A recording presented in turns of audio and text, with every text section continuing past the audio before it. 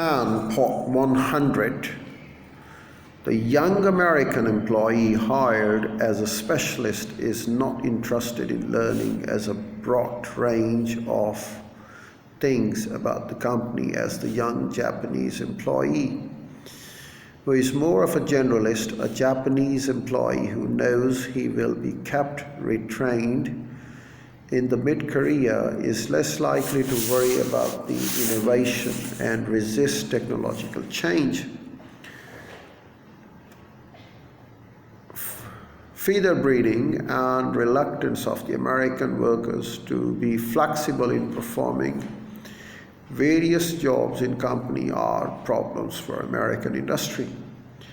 Not only because workers are afraid of losing their jobs, but because they want to protect their skill level.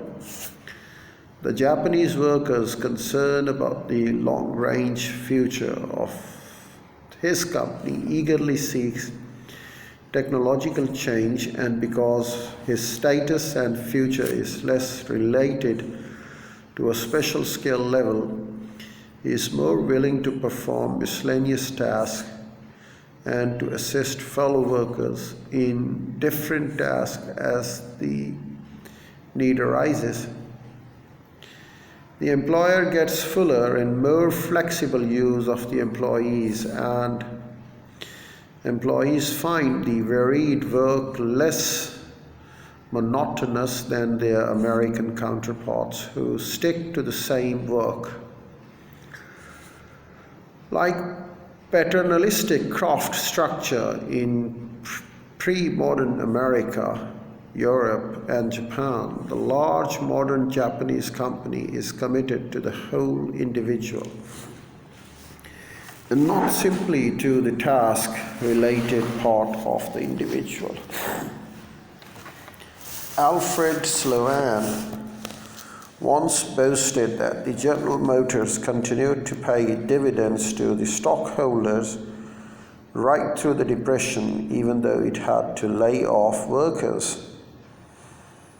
A Japanese business leader would never say such a thing, and if he did anything remotely resembling it, he would try to hide it, for valuing profits above his employees would destroy his relationship with his workers.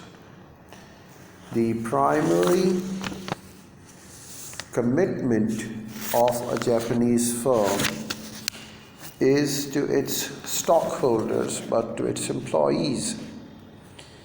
Japanese workers reciprocate this commitment, for they prefer a company that is not simply dry, cool, and calculated, but wet with the human emotions. The American employee with specific assignments and responsibilities and strictly calculated pay per hour is not inclined to work beyond stated times or do extra personal things for his colleagues. But a Japanese employee is. Every 5 years, beginning in 1953, there have been public opinion polls in Japan asking if people would prefer to work for someone who made specific assignments and provided help within the confines of the work, or someone who expected taxes.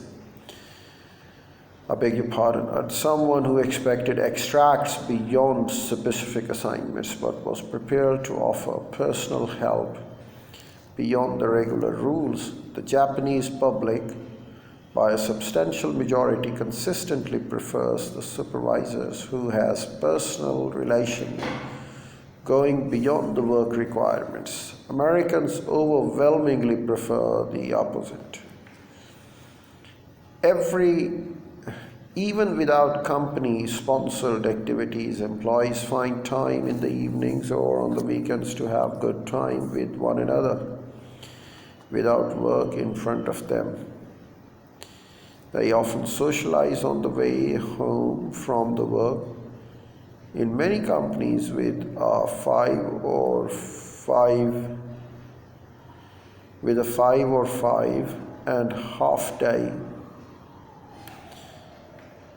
Some employees at almost all levels come on Saturday and stay later to play mahjong, go shoji, or go drinking.